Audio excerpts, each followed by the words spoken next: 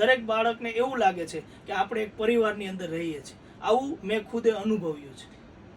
દરેક સંસ્થાની અંદર બે બાબતો હોય, જડતા અને ઢીલાસ. તો આપણે કઈ બાબત એવી છે કે જેની અંદર આપણે જડ છીએ, અને કઈ બાબત એવી છે કે જ્યાં આપણે બાળકોને અમુક ફ્રીડમ અને અમુક છૂટછાટ આપીએ છીએ. જી સર, આપણે જે તમે બે વાત કરી કે જડતા અને ઢીલાસ, તો સૌપ્રથમ જડતા એટલે મતલબ કે આપણે કઈ બાબતની અંદર સ્ટ્રિક્ટ છીએ.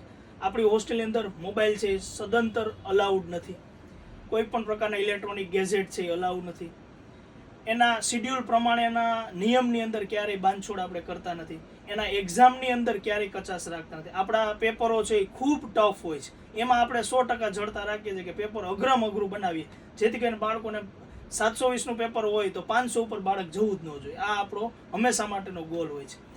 જે બાબતોને ઢીલાસ એટલે મતલબ કે બાળકોને માઇન્ડ ફ્રેશ છે એ સમયાંતરે મળતો રહે, આપણે આઉટડોર એક્ટિવિટી કરીએ કે બાળકોને ઇવન દરેક સ્કૂલની અંદર કોલેજની અંદર બાળકો અલગ અલગ જગ્યાએ વિઝિટો કરતા હોય. આજે આપણે એનાથી એડવાન્સ પ્લાનની અંદર ચાલીએ કે બાળક ખાલી ન તો ડૉક્ટર કે એન્જિનિયર બનવા કરતાં પોતાના માઇન્ડને 360 ડિગ્રી ડેવલપમેન્ટ કરે, એના માટે આપણે સમયાંતરે વિઝિટ કરીએ છીએ. ટૂંક સમયની અંદર જ આપણે વીવીપી કોલેજની એન્જિનિયરિંગની અંદર બાળકોને વિઝિટ માટે લઈ ગયા.